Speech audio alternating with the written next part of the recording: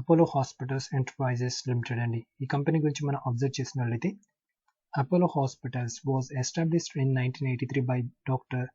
Pratap C. Reddy, renowned architect of modern healthcare in India, as the nation's first corporate hospital. Apollo Hospitals is acclaimed for pioneering the private healthcare revolution in the country.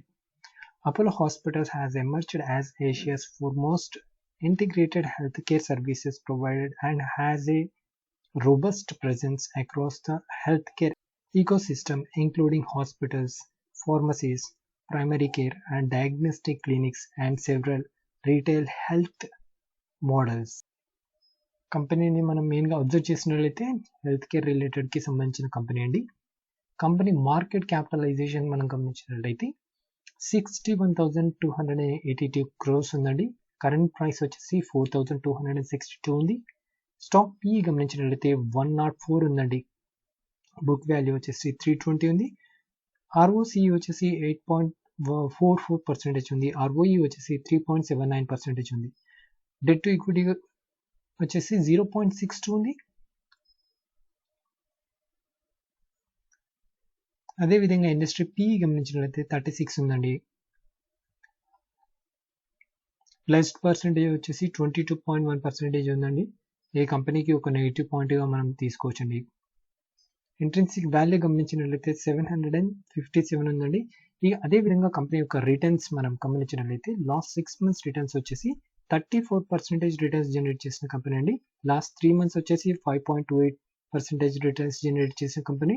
అదేవిధంగా last 1 year కనుక మనం గమనించినట్లయితే 101% returns generate చేసిన company అండి. అంటే మంచి returns generate చేస్తున్న company. ఓకేనా? సో లాస్ట్ 1 year కనుక రిటర్న్స్ గమనించినట్లయితే చూడండి, కంపెనీ మంచి రిటర్న్స్ 101% రిటర్న్స్ జనరేట్ చేసిన కంపెనీ అండి. సో కంపెనీ యొక్క క్వార్టర్లీ రిజల్ట్స్ మనం అబ్జర్వ్ చేసినట్లయితే కంపెనీ యొక్క క్వార్టర్స్ని రిజల్ట్స్ మీరు లాస్ట్ 3 quarters మీరు అబ్జర్వ్ చేసినట్లయితే చూడండి, కంపెనీ యొక్క సేల్స్లో గ్రోత్ కనిపిస్తుంది. చూసారా? Last 3 quarters. అదేవిధంగా ఆపరేటింగ్ ప్రాఫిట్ కూడా చూడండి. అదేవిధంగా నెట్ ప్రాఫిట్ కూడా మీరు అబ్జర్వ్ చేయండి. Last 3 to 4 quarters net profit చూడండి. సెప్టెంబర్ 2020 చూడండి, డిసెంబర్ 2020 చూడండి, ఆల్మోస్ట్ డబుల్ అయింది. చూసారా నెట్ ప్రాఫిట్?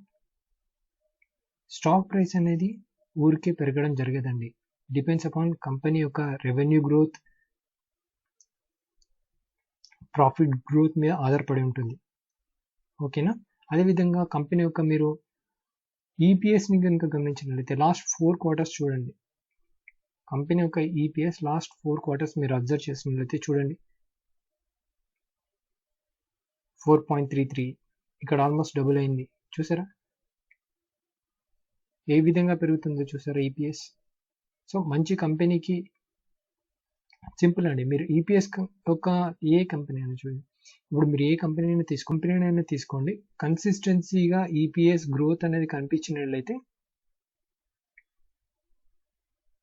మ్యాక్సిమం ఛాన్సెస్ ఆ కంపెనీ ఫండమెంటలీ స్ట్రాంగ్ కంపెనీ ఉంటుంది.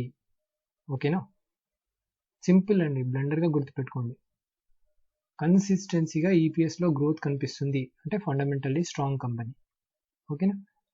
అదేవిధంగా కంపెనీ యొక్క ప్రాఫిట్ అండ్ లాస్ కనుక గమనించినట్లయితే సేల్స్ చూడండి, ఇయర్ ఆన్ ఇయర్ కంపెనీ యొక్క సేల్స్ చూడండి, కన్సిస్టెన్సీగా పెరుగుతున్నాయి. అదేవిధంగా ఆపరేటింగ్ ప్రాఫిట్ కూడా మీరు అబ్జర్వ్ చేయాల్సి ఉంటుందండి. ఆపరేటింగ్ ప్రాఫిట్ చూడండి, మార్చ్ 2021లో ఆపరేటింగ్ ప్రాఫిట్ కాస్త తగ్గడం జరిగిందండి. నెట్ ప్రాఫిట్ కనుక గమనించినట్లయితే కంపెనీ యొక్క year on year net profit కనుక గమనించినట్లయితే కన్సిస్టెన్సీగా నెట్ ప్రాఫిట్ జనరేట్ చేస్తుంది. చూసారా? నెట్ ప్రాఫిట్ అనేది కన్సిస్టెన్సీగా జనరేట్ చేస్తుంది. సో నెట్ ప్రాఫిట్ గ్రోత్ కనిపిస్తుంది. చూసారా? స్టాక్ యొక్క ప్రైస్ పెరుగుతుంది అని అంటాం, కానీ ఫండమెంటల్స్ చూసి మీకు స్టాక్ యొక్క ప్రైస్ ఎందుకు పెరుగుతుంది అనేది మాత్రం క్లియర్గా అర్థమవుతుంది. ఓకేనా? ఫండమెంటలీ స్ట్రాంగ్ కంపెనీస్లో మాత్రమే స్టాక్ యొక్క ప్రైస్ అప్ సైడ్ వెళ్ళడానికి చాలా ఎక్కువగా ఛాన్సెస్ ఉంటాయండి. అది గుర్తుపెట్టుకోండి. ఓకేనా? అదేవిధంగా బ్యాలెన్స్ షీట్ని కనుక గమనించినట్లయితే కంపెనీ యొక్క రిజర్వ్స్ చూడండి కన్సిస్టెన్సీగా పెంచుకోవడం జరుగుతుంది. కంపెనీలో బోరోయింగ్స్ కూడా కన్సిస్టెన్సీగా పెరుగుతున్నాయి. ఇది కంపెనీకి ఒక బ్యాడ్ ఫ్యాక్టర్గా మనం తీసుకోవచ్చు. కానీ కాకపోతే ఏంటంటే కంపెనీ బోరోయింగ్స్ తీసుకుంటుందంటే మేబీ కంపెనీ యొక్క ఎక్స్పాన్షన్స్ పర్పస్ తీసుకోవచ్చు అనేది మాత్రం మనం దృష్టిలో పెట్టుకోవాలి. ఎందుకంటే చూడండి ఇది వచ్చేసి మార్చ్ 2021లో మీరు అబ్జర్వ్ చేసినట్లయితే బోరింగ్స్ తగ్గించుకోవడం అంటే రీపేమెంట్ ఏదైతే బోరింగ్స్ తీసుకున్నారో వాళ్ళు రీపేమెంట్ చేశారు చూసారా, చూసారు. ఇక్కడ 3596 ఉంది, ఇక్కడ 2859 ఉంది. అంటే వాళ్ళు బోరింగ్స్ తీసుకున్న బోరింగ్స్ని మెల్లగా తగ్గించుకుంటూ రావడం జరుగుతుంది. ఇది కంపెనీకి ప్లస్ పాయింట్గా మనం తీసుకోవాల్సి ఉంటుంది అనమాట. ఓకేనా. అదేవిధంగా మీరు వచ్చేసి క్యాష్ ఫ్లోస్ కనుక గమనించినట్లయితే క్యాష్ ఫ్రమ్ ఆపరేటింగ్ యాక్టివిటీలో మ్యాక్సిమం కన్సిస్టెన్సీగా పాజిటివ్గానే పోస్ట్ చేయడం జరుగుతుందండి. అదేవిధంగా మీరు వచ్చేసి షేర్ హోల్డింగ్ ప్యాటర్న్ గమనించినట్లయితే అదేవిధంగా మనం షేర్ హోల్డింగ్ ప్యాటర్న్ మనం గమనించినట్లయితే ప్రమోటర్స్ యొక్క హోల్డింగ్ వచ్చేసి 29.82 ఉందండి. ఎఫ్ఐఎస్ యొక్క హోల్డింగ్ వచ్చేసి 51.4 ఉంది. డిఐఎస్ యొక్క హోల్డింగ్ వచ్చేసి 12.28 ఉంది. గవర్నమెంట్ హోల్డింగ్ వచ్చేసి 0.23 ఉంది. పబ్లిక్ దగ్గర హోల్డింగ్ వచ్చేసి 6.14 ఉందండి. పబ్లిక్ దగ్గర ఓన్లీ 6.14 మాత్రమే ఉంది, అది మీరు గమనించాలి. ఓకేనా.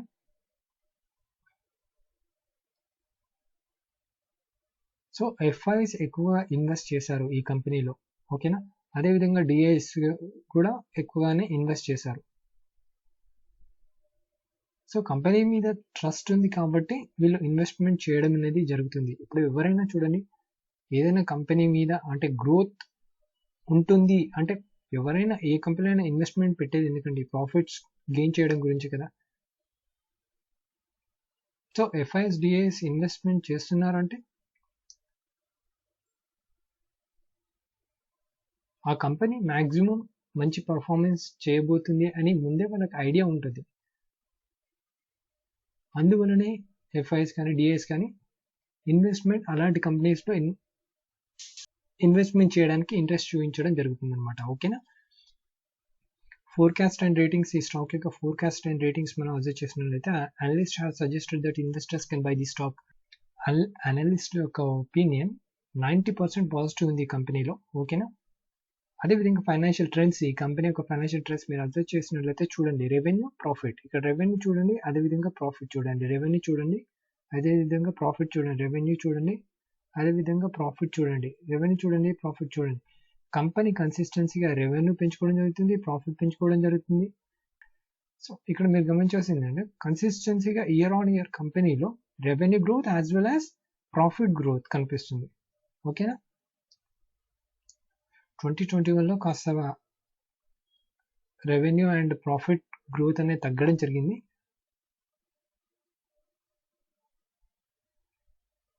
అదేవిధంగా హోల్డింగ్ ట్రెండ్ కనుక మనం గమనించినట్లయితే మ్యాక్సిమం ప్రమోటర్స్ హోల్డింగ్ అదే విధంగా ఉందండి, ఏం చేంజ్ కాలేదు. మ్యూచువల్ ఫండ్ హోల్డింగ్ కూడా అదే విధంగా ఉంది, కానీ ప్రమోటర్స్ యొక్క హోల్డింగ్ అనేది కాస్త తక్కువగా ఉంది కంపెనీలో. ఓకేనా. కంపెనీలో అదేవిధంగా మీరు ఫోర్కాస్టింగ్ కనుక మీరు అబ్జర్వ్ చేసినట్లయితే చూడండి, 90%లో 20 అనలిస్టులు ఏమని ఇచ్చారంటే బై చేయవచ్చు అని చెప్పేసి వాళ్ళ యొక్క ఒపీనియన్ తెలియజేశారు. సో అందులో వచ్చేసి మీరు చూడండి, ప్రెసెంట్ స్టాక్ యొక్క ప్రైస్ 4262 రూపీస్ దగ్గర ట్రేడ్ అవుతుంది. 2022 వరకు అక్టోబర్ వరకు ఈ స్టాక్ యొక్క ప్రైస్ హై ఆల్మోస్ట్ 5538 వరకు వెళ్ళే ఛాన్సెస్ ఉన్నాయని చెప్పేసి చూపిస్తున్నారు. అదేవిధంగా మీడియం రేంజ్లో చూసినట్లయితే 4505 వరకు వెళ్ళే ఛాన్సెస్ ఉంది. అదేవిధంగా డౌన్ సైడ్ చూసినట్లయితే 2817 రూపీస్ వరకు వెళ్ళే ఛాన్సెస్ ఉన్నాయని చెప్పేసి చూపిస్తున్నారండి. సో ఓవరాల్గా చూసినట్లయితే అనలిస్ట్ యొక్క ఒపీనియన్ ఈ కంపెనీ మీద మ్యాక్సిమం 90% ఆఫ్ ద ఛాన్సెస్ పాజిటివ్గానే ఉన్నాయండి. ఓకేనా. స్టాక్ యొక్క మనం టెక్నికల్ అనాలిసిస్ని మనం అబ్జర్వ్ చేసినట్లయితే చూడండి, స్టాక్ గత కొన్ని రోజుల నుంచి కరెక్షన్లో ఉంది చూసారా. అంటే మంచి అప్సైడ్ మూవ్మెంట్ ఇచ్చిన తర్వాత ప్రాఫిట్ బుకింగ్ జరుగుతుంది. ఎస్, ప్రాఫిట్ బుకింగ్ జరగాలి, ఏ స్టాక్ లో ప్రాఫిట్ బుకింగ్ అనేది రావాలి. మీకు ఎక్కడ వచ్చేసి ఏ సపోర్ట్ దగ్గర వచ్చేసి ఈ జోన్లో వచ్చేసి సపోర్ట్ జోన్ అంటే ప్రీవియస్లీ ఎక్కడి నుంచి బౌన్స్ బ్యాక్ అయిందో అక్కడ ఆ సపోర్ట్ జోన్ దగ్గర వచ్చేసి మళ్ళీ అక్కడ నుంచి రివర్స్ అయింది చూసారా.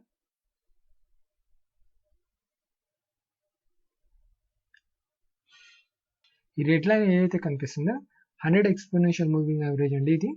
So 100-day exponential moving average నుంచి రివర్స్ అయింది చూసారా. So maximum chances hire side వెళ్ళే ఛాన్సెస్ చాలా ఎక్కువ ఉంటాయండి. ఇన్ కేస్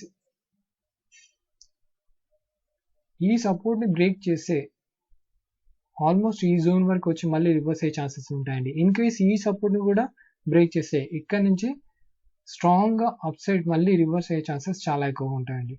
కానీ ఆల్మోస్ట్ ఇక్కడనే 100 ఈఎంఏ దగ్గర మీకు రివర్స్ అయ్యింది కాబట్టి మ్యాక్సిమం ఛాన్సెస్ పైకి వెళ్ళే ఛాన్సెస్ ఉంటాయన్నమాట. చూడండి ఫ్రెండ్స్, స్టాక్ మార్కెట్లో మ్యాక్సిమం ఎవరైనా ఓన్లీ ప్రెడిక్షన్ మాత్రమే చేయగలరు. ఖచ్చితంగా ఈ స్టాక్ అప్పర్ సైడే వెళ్తుంది, ఖచ్చితంగా ఈ స్టాక్ డౌన్ సైడే వెళ్తుంది అని మాత్రం చెప్పలేరు. Just resistance and support basis మీద మాత్రమే స్టాక్ యొక్క ప్రైస్ని ప్రెడిక్ట్ చేయగలుగుతాం అంతే. ఓకేనా.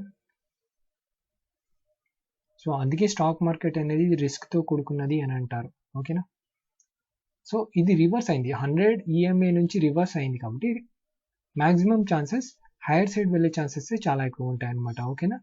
అదేవిధంగా ఈ స్టాక్ యొక్క ప్రైస్ మనం అబ్జర్వ్ చేసినట్లయితే రానున్న వితిన్ 3 to 6 monthsలో స్టాక్ యొక్క ప్రైస్ వచ్చేసి 4660 రూపీస్ వరకు వెళ్ళే ఛాన్సెస్ చాలా ఎక్కువ ఉన్నాయి ఫ్రెండ్స్. ఇన్ కేస్ ఈ సపోర్ట్ అంటే ఇప్పుడు వచ్చేసి ఇది ఇప్పుడు చూడండి, ఎప్పుడైతే హైయర్ సైడ్ నుంచి బ్రేక్ చేసింది అంటే ఇప్పుడు చూడండి ఈ సపోర్ట్ని బ్రేక్ చేసింది, ఇది ఇప్పుడు డౌన్ వెళ్ళిపోయింది. అంటే ఇక్కడ నుంచి మళ్ళీ రివర్స్ వచ్చినప్పుడు ఇది ఏమవుతుంది, ఇది రెసిస్టెన్స్గా ఫామ్ అవుతుంది అనమాట. ఈ రెసిస్టెన్స్ని బ్రేక్ చేస్తే ఈజీగా మళ్ళీ హైయర్ సైడ్ వెళ్ళే అంటే ప్రీవియస్ హై వెళ్ళే ఛాన్సెస్ చాలా ఎక్కువగా ఉంటాయి ఫ్రెండ్స్. ఓకేనా ఫ్రెండ్స్. ఏ స్టాక్లో అయినా మీరు ఇన్వెస్ట్ చేసే ముందు తప్పకుండా మీ యొక్క ఫైనాన్షియల్ అడ్వైజర్ యొక్క సలహా తీసుకొని ఏ స్టాక్లో అయినా ఇన్వెస్ట్మెంట్ చేయండి. ఓకేనా. ఈ చార్ట్లో ఫ్రెండ్స్, ఈ చార్ట్లో ఇంకొకటి మీరు అబ్జర్వ్ చేస్తున్న విషయం ఏంటంటే ఇప్పుడు వాల్యూమ్ కూడా మీరు అబ్జర్వ్ చేయండి. బై చేయడానికి వచ్చినప్పుడు ఏ విధంగా బై చేశాడు, సెల్ చేస్తున్నప్పుడు వాల్యూమ్ చూడండి. ఇక్కడ ప్రైస్ పడుతుంది కానీ వాల్యూమ్ చూడండి, వాల్యూమ్ కూడా డిక్రీజ్ అవుతుంది. సో మీరు ఇక్కడ అబ్జర్వ్ చేయాల్సింది ఏంటంటే ఎవరైతే ఆపరేటర్ ఉన్నాడో అతను హెవీలీ సెల్లింగ్ చేయడం లేదు ఇక్కడ, అది మీరు గమనించాలి. హెవీలీ సెల్లింగ్ చేస్తే సేమ్ హెవీలీ బయింగ్ చేసినట్టు ఇక్కడ ఏ విధంగా మీకు వాల్యూమ్ వచ్చిందో సేమ్ రెడ్ కలర్లో కూడా అదే విధంగా వాల్యూమ్ వస్తుంది. సో మీకు ఇక్కడ ఎక్కడ కనిపిస్తారు ఈ జోన్లో చూసారా, అది మీరు గమనించాలి. ఓకేనా ఫ్రెండ్స్. ఇలాంటి ఇంట్రెస్టింగ్ స్టాక్స్ యొక్క ఫండమెంటల్ అండ్ టెక్నికల్ అనాలిసిస్ వీడియోస్ని మన యొక్క ట్రేడింగ్ ఇన్ఫో తెలుగు ఛానల్లో రెగ్యులర్గా అప్లోడ్ చేయడం జరుగుతుంది. తప్పకుండా మన వీడియోస్ని చూడండి, మన యొక్క ఫ్రెండ్స్తో షేర్ చేయండి, మ్యాక్సిమం లైక్స్ ఇవ్వండి. Thank you friends.